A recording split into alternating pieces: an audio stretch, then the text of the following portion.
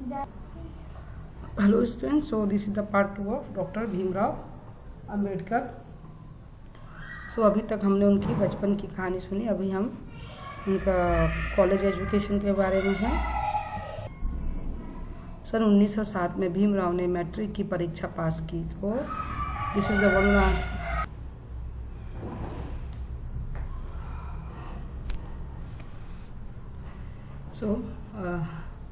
Which year he passed matric? So this is the question. 1907। एक अछूत बालक के लिए महान उपलब्धि थी। तो is a great achievement for one lower caste boy. इस अवसर पर भीमराव के सम्मान में एक सभा का आयोजन किया गया, जिसमें कृष्ण जी केलुस्कर जी ने अपनी लिखी पुस्तक बुद्ध जीवनी भीमराव को भेंट की। So this question is there is one answer. It's very important question. Bhimrao के सम्मान में they kept one big function for him. So in this function Krishna ji Arjun Keluskar ने अपनी लिखी पुस्तक बुद्ध जीवनी भीमराव को भेंट की। तो ये क्वेश्चन है, किसने अपनी पुस्तक भेंट की? तो उनका नाम है कृष्ण जी केलुस्कर। इसी समय रामजी सूबेदार ने घोषणा की कि हमारी आर्थिक स्थिति ठीक नहीं है, फिर भी मैं भीमराव को उच्च शिक्षा दिलाने का भरसक प्रयास करूंगा। So father declare they don't have enough money, but still he will try to give his best to give him his son education.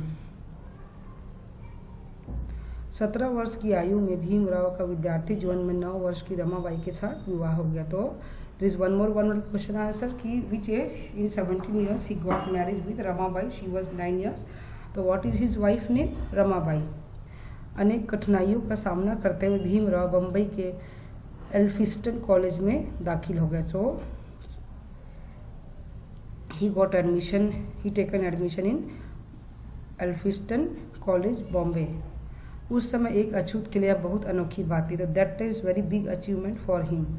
मगर रामजी सूबेदार भीमराव को और पढ़ाने में कठिनाई महसूस करने लगे, तो केलुस्कर गुरुजी भीमराव को बड़ौदा के महाराज सयाजी राव गायकवाड़ जी के पास ले गए। Again his father was feeling difficulties to give him education and he told to Keluskar ji, Krishnarao ji Keluskar ji, then he taken to the king of Baroda Maharaj Sayaji Rao Gaekwad.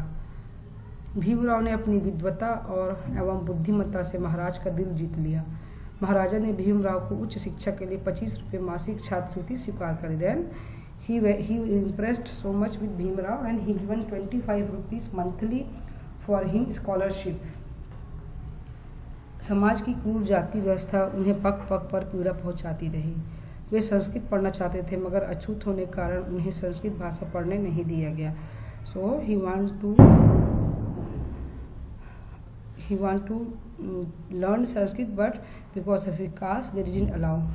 दृढ़ इच्छा शक्ति के धनी भीमराव ने 1912 में अंग्रेजी और पारसी विषयों के साथ बम्बई विश्वविद्यालय से बीए की परीक्षा पास की। वे बीए परीक्षा पास करने के पहले महार थे। तो he is the first schedule caste people he passed BA in which year? 1912। And he learned English and Farsi because he have strong dedication। सन 1913 में अपने पिता की इच्छा के विरुद्ध भीमराव बड़ौदा स्टेट फोर्स में लेफ्टिनेंट में भर्ती हो गए। 1913 he taken admission in state force. Bhimrao की भर्ती करीब 15 दिन के बाद 2 फरवरी 1913 को उनके पिता रामजी सूबेदार की मृत्यु होगी। तो his father dead in 2 Feb 1913। Bhimrao पर परिवार के दायित्व का भार पड़ना, he so much responsibility came in his head after his father death. मगर उनके मन में और भी ऊंची शिक्षा पाने की ललक बनी। Still he wanted to get more education. इसी दौरान बड़ौदा रियासत की तरफ से मेधावी छात्रों को उच्च शिक्षा के लिए विदेश भेजे जाने की योजना के तहत भीमराव का चयन हुआ। तो he got selection for the who are मेधावी मतलब intelligent students The students who have good knowledge for them, they make one scheme they are sending foreign. तो he also got selected. America में शिक्षा प्राप्त करने के बदले में भीमराव को एक शपथ पत्र पर हस्ताक्षर करने पड़े, जिसके अनुसार शिक्षा प्राप्त करके बड़ौदा रियासत में सेवा करनी थी. तो one agreement they did, if he will go for education, higher education in America, after coming back he have to work for state government of Baroda. जुलाई 1913 के अंत में भीमराव अंबेडकर न्यूयॉर्क अमेरिका में जाकर कोलंबिया विश्वविद्यालय में दाखिल हो गए. तो he taken admission in New York. In which university? Columbia university. उस समय एक अछूत युवक का विदेश जाकर उच्च शिक्षा पाना कल्पना से परे की बात थी. तो it's without imagination. One schedule caste boy, he will go and he will get education in foreign. America में जाकर भीमराव को स्वतंत्र एवं खुला माहौल मिला. तो he went America, then he get good atmosphere and freedom. He got so much freedom. जहाँ किसी प्रकार की जाति बंधन नहीं था और न ही जाति आधारित भेदभाव. तो in America there is no discrimination between caste. Bhimrao का पढ़ाई में खूब मन लगा. then he got good education. America में उदार प्रेमपूर्ण और समानता व्यवहार ने उन्हें धनाभाव के कारण भूखा प्यासा रहकर भी उच्च शिक्षा प्राप्त करने के लिए प्रेरित किया. वे शराब, सिगरेट आदि से दूर रहकर 18 घंटे की पढ़ाई करते थे. तो there he got good education, but still without food he did education and he was not doing any smoking and drinking and he was doing study 18 hours. इसी दौरान उनकी नज़र कमज़ोर हो गई और उन्हें चश्मा लग गया. तो ही गॉट स्पेक्स. अमेरिका में उन्होंने राजनीति शास्त्र, नैतिक दर्शन शास्त्र, मानव विज्ञान, समाज विज्ञान, अर्थशास्त्र आदि की पढ़ाई विषय पढ़े. तो political science, human science and social science, economics he learn there. And सन 1915 में उन्होंने एमए तथा 1916 में पीएचडी की डिग्री प्राप्त की. अब वे भीमराव अंबेडकर से डॉक्टर भीमराव अंबेडकर हो गए. तो इन 1915 he got MA degree and 1916 he got PhD. So now he became a doctorate Dr. Bhimrao Ambedkar. सन 1916 में ही डॉक्टर भीमराव अंबेडकर अधिक शिक्षा पाने के लिए लंदन पहुंचे. Now he went to London. London के प्रोफेसर ने उन्हें डॉक्टरेट ऑफ साइंस की तैयारी करने की अनुमति दे दी. तो